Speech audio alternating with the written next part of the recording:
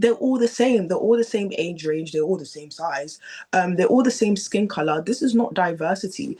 I would have loved it if we saw an Asian woman, we saw a Pakistani woman, we saw a white woman. That would have been much more delicious.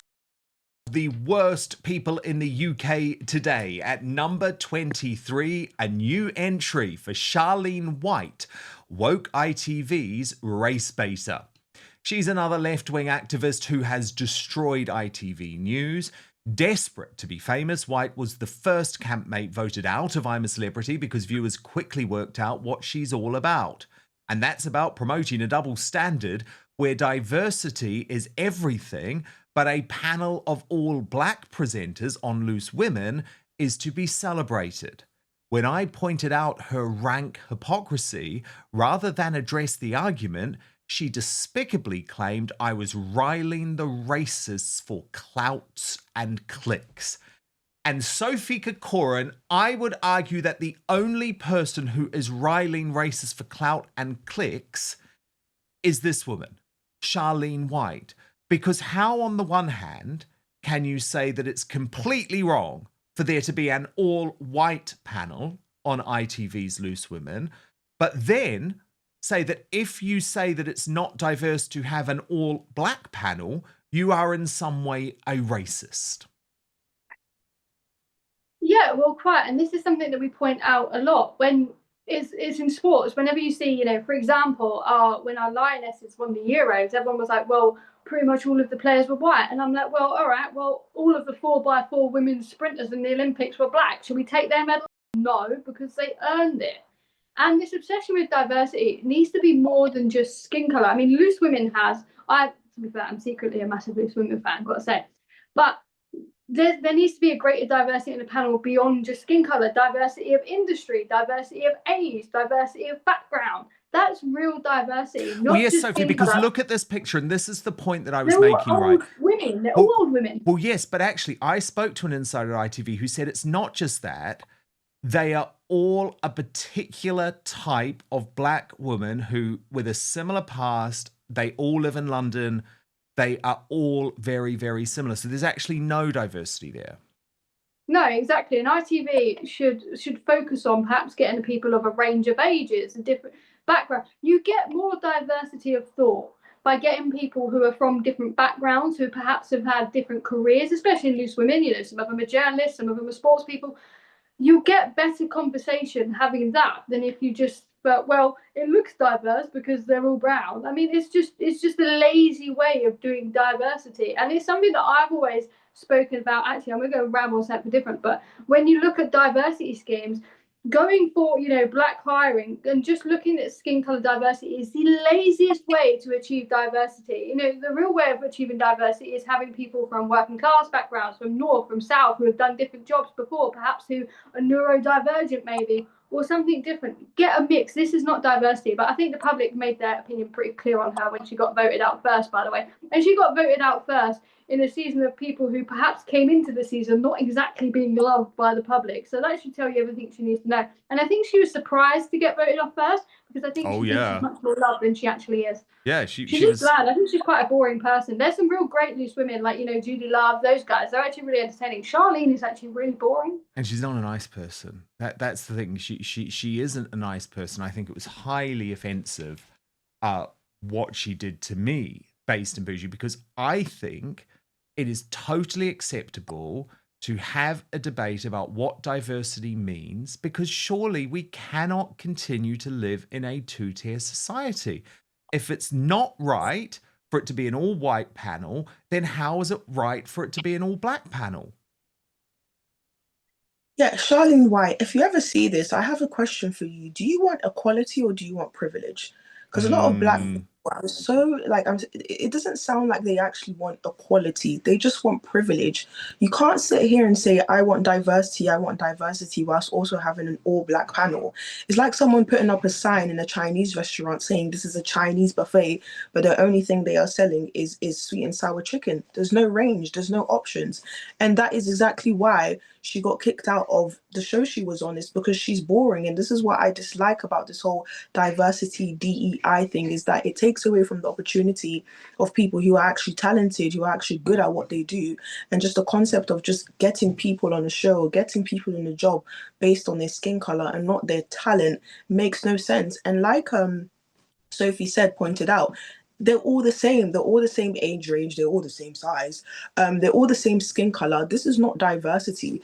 I would have loved it if we saw an Asian woman, we saw a Pakistani woman, we saw a white woman. That would have been much more delicious. For example, there's this show called The Real in America. I know it. Black Yes. woman, they have an Asian woman, they have a Hispanic woman, and it just works. Like, that's what diversity looks like. But this, and then to turn around and say that you're a racist because you said, actually, how is this diversity? Every single person's black. It's just absolutely insane. And it's just, these will be the same people that will quote Martin Luther King on Black History Month saying, oh, we should not be judged by we shouldn't be judged by the color of the skin tone. This, but at the same time, they continue to judge people by the color of the skin tone. It's absolutely ridiculous. Totally. And I think as well, for me, it's how easy it is now, based in Bougie, for them to throw around a term like racist. I mean, honestly, just a few years ago, making that type of claim could destroy someone. It could destroy someone's reputation. It could destroy someone's career. It could destroy someone's mental health.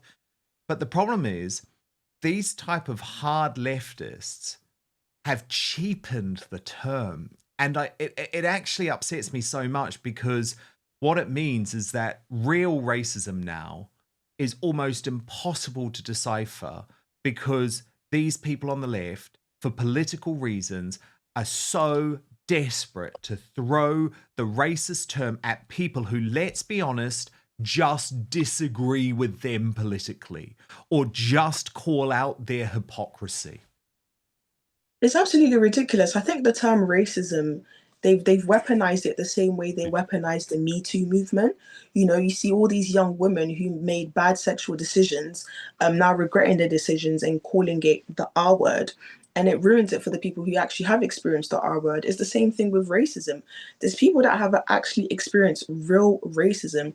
And to say that Dan Wootton is racist, all because he pointed out the fact that this is an all-black panel, and if you want it to be diverse, then have a diverse panel, is absolutely insane. And the thing that's so hilarious is, if Dan's racist, how am I on your show every other month? Please make it make sense. Well, that is a good point. But what's even most crazy, though, is I didn't even point out anything to do with their ethnicity. I just said, this is how woke ITV does diversity. I was just making the point. But look, it's interesting. We see Candace Owens there, and I think it's really important to look at what you just brought up, based in Bougie, because Sophie Corcoran, Candace Owens, and she's obviously a very controversial character. I love her. I know, by the way, that doesn't mean I sign up to every single position she takes, but I don't feel I need to justify that. She's an incredible broadcaster, a very, very interesting talent. And she is going hard now down this path of looking into the Me Too movement, as Based in Bougie said, because actually, again, it was weaponized against a whole load of men where there was a desire to cancel them for one reason or another, when in fact, this was all about women who regretted decisions in their past. And I think she is brave for doing that. I think she's completely correct. You might remember I had the first interview with Kevin Spacey, who I absolutely believe has been a victim of a Me Too witch hunt. And so again, this is how the independent media, I guess, can start bringing some change to those issues, whereas the Charlene Whites of this world just continue down the path of the witch hunt. Well, I think people obviously need to understand that these guys don't even write any of the stuff that they're saying. It's all done for them by That's young true. producers I in the can background. vouch for that. And they simply just read off of auto cues. So even the work that they do, they're not actually doing themselves. It's not their own thoughts. But nonetheless, I've always found something quite interesting, obviously for me, and I'm sure Based in Bougie can echo, and perhaps even yourself, Dan, is that whether, you know, if you're right wing, if you're like, for me, for example, obviously I'm neurodivergent, for Based in Bougie, obviously, and for you, whenever you're part of the diversity tick box, it almost, there are actually, no, you can't be this because you're right wing. Well, in actual fact, I still am, pal. Like, do you know what I mean? Like, we still, it doesn't matter. Like, all of a sudden, it just discounts. All of a sudden, Based in Bougie is not black because she's right wing. I don't have a learning disability because I'm right wing. It's just, it's like, And I'm not gay. I'm not gay. gay because I'm right wing. Yeah, It's so true. It is so true. Hilarious. But first, this episode of Outspoken is brought to you by Manscaped, the global leader in men's lifestyle and grooming. Every man knows the unbeatable feeling of a fresh barbershop shave. But what if I told you that you no longer have to wait weeks or even months between appointments to experience it? Introducing Manscaped's newest innovation, the Chairman Pro Electric Foil Shaver, the game-changing tool that brings the luxury of a professional shave right into your home. So whether you're after that daily silky smooth finish or prefer to maintain a rugged 5 o'clock shadow, like me, the Chairman Pro Electric Foil Shaver, trust me, is your go-to for precision and style every time. So I had loads of shaving mishaps in my past, but I absolutely love using Manscaped. It has improved my grooming routine no end, and actually my confidence with it. What makes the Chairman Pro stand out is its versatility and precision. So there are 2 interchangeable skin-safe blade heads. There's the skin-safe 4-blade foil for when you want a close, smooth shave. But then if you want the stubble look like me, you can just switch to the skin-safe stubble trimmer. Both heads designed with skin-safe technology, which helps reduce razor burn. I never get it anymore. Or irritation. I never get that anymore either. So it actually leaves my skin feeling smooth and comfortable after every stage. Reduces redness and discomfort too. There's FlexJust technology, which ensures a superior shave by allowing both blades and the pivoting head to seamlessly adapt to the unique contours of your face. It's also gentle on the neck area too. You're going to love this as well. It's waterproof, which means you can use it in the shower, or if you don't want to use it in the shower but you want to rinse it off very easily, you can just do so in the sink and you are all set. So get the Chairman Pro today. Experience a shave that is as smooth as you deserve. Head on over to Manscaped and join the over 11 million men worldwide, including me, who trust Manscaped by using the code Outspoken for free shipping and 20% off. That's manscaped.com, using the code Outspoken for free shipping and a whopping 20% discount on your entire order. But now, back to the show. We continue our countdown of the UK's worst people in the world today. And at number 22, a new entry for the establishment media dinosaur, Ian Hislop. The Have I Got News For You and Private Eye era is over. Hislop just doesn't know it yet. The so-called journalist who used to view himself as someone who was campaigning and someone who would fight against the grain now simply parrots the establishment narrative, including refusing to hold a left-wing government accountable. Then he's also just a bit of a loser. This year, he claimed to be the target of a shooting in a black cab, when it turned out it was actually just a mechanical fault that had caused the back window to shatter. Sophie Corcoran, Ian Hislop, he's just a dinosaur. He's just totally now someone who goes along with whatever the MSM establishment narrative is, and how disappointing. Yeah, I think he's past his sell-by date a little bit. But then I think a lot of these left-wing comedians are, because, you know, I guess back in the day, they would have been the anti-establishment, and comedy was all about being, you know, anti-establishment, being a rebel, being funny. But now they're just parroting the establishment. They are the establishment. So therefore, they're just not funny anymore, because comedy just doesn't work like that. The time has changed. You know, comedy is all about, you know, tiptoeing over the line and you know, pushing the boundaries and taking risks, and they just don't do it anymore. They're just not funny. And what I love, Base and Bougie, is he genuinely thought he was so important that they must have been after him. They must have been trying to get him in his black cab. No. Just the black window broke. And literally, this was so mortifying, because there'd been this big statement released and they were like talking about the fact, oh, do you have enemies? Do you have enemies? It's like, my God, the self-obsession of this man is off the scale.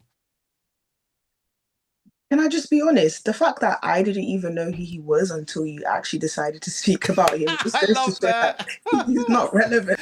No, because you're the youth. Honest. You're the future. And you, I'm glad you don't know who Ian Hislop is. I think that's beautiful. I'll be so honest. I don't have much to say about him, except He is. I think if he I was love that. known, that would have had Well, something to no, say about I it. love that, because the less said about Ian Hislop, the better, and the fact that young people don't know about him is a brilliant thing. So let's move I on. doubt anybody's out to Love that, because that's actually the most devastating thing for Ian Hislop if you don't know who he is. So that's just brilliant. At number 21, Bridget Phillipson.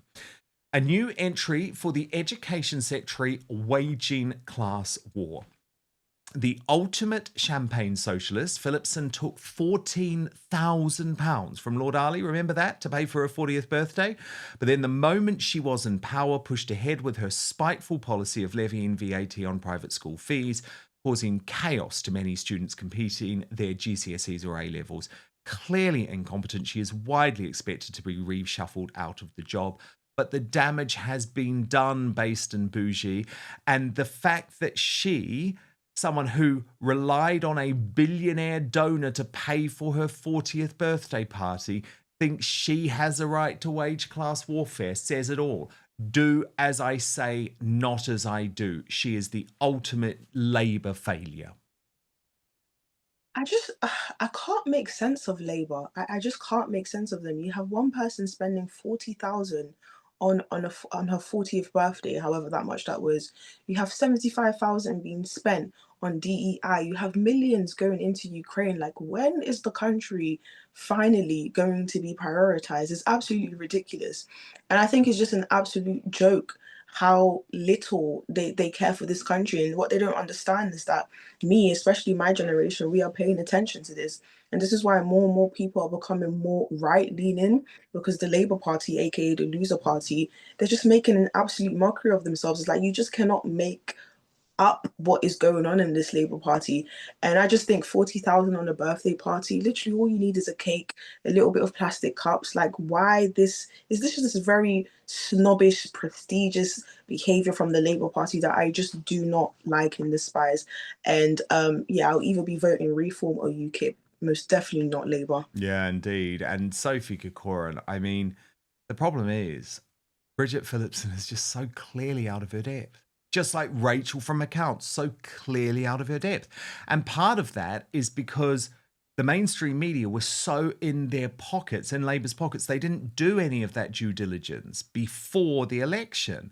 And is it any wonder, given there were members of the mainstream media who were invited to her 40th birthday party, paid for by Lord Ali with a £14,000 donation? Does that not just show you, Sophie, what we were talking about? It's proof that they are all just in this little club together, and they do not care about the people.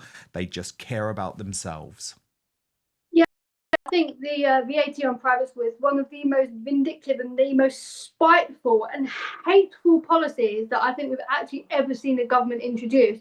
And people will talk about the private school kids, and some of the things that they've been saying coming out of it is, they don't forget, a lot of private schools are actually filled with children with special educational needs because they don't really fit or they don't learn well in a mainstream setting.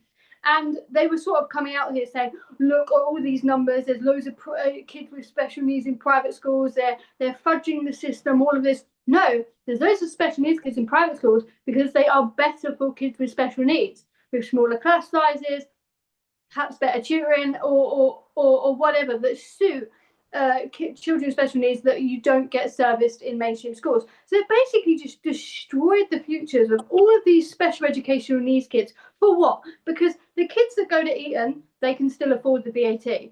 It's the middle class, the parents of middle class children who really want to, who save up their whole entire lives to send their kids to middle of the road private schools just because they don't want to send them to mainstream schools because our mainstream schools are falling apart. Or it's mostly impacting special needs kids whose parents who don't have education, who have parents whose parents send them into private schools because they simply cannot cope in the mainstream school. You cannot force these children into a mainstream school. They just don't learn there. It doesn't matter. So in actual fact, they've just screwed social mobility for the entire country because their jealousy and their hatred of a few wealthy individuals has caused them to basically put the knife to kids. They are literally stabbing children in the back. This isn't a policy that's aimed at rich millionaires. This is a policy directly aimed at children. How can you do this to a bunch of innocent children, many of them who have special needs? And one of the things that you said, you are absolutely right. If I want to celebrate my birthday, I'm going down to the Weatherspoons. That's what I'm doing. And this is why our voices are so important, because I'm actually a normal person. Yes. I go down to the Weatherspoons. I go and play the Sunday League football. People that are having 14 grand birthday parties, they ain't like you, mate. I know, Like but you, 14 so grand, not 14 grand of your own money though. 14 grand of a billionaires' money, and then deciding to invite a whole load of journalists so that they give you easy coverage. I mean, it's disgusting. If it had been done by the other side, it would be a national scandal. But yeah, I think it's good we're normal, because I can't think of anything worse than being at Bridget Phillipson's birthday party with a whole load of BBC journalists. Let me tell you, I'd much rather be down the Weatherspoons. But I love having both of you all the time. Thank you. Sophie, Corcoran, Based, and Bougie, my superstar panel. We will see you again very soon. Thank you so much for watching Dan Wootton Outspoken. Please click on my face just to the bottom left to subscribe to this brand new independent news source, and turn on the notification bell so you'll be alerted to our brand new live shows, uncancelled interviews, and special royal episodes. Outspoken is also now available as a podcast, so you can listen to the show every weekday on the go, wherever you are.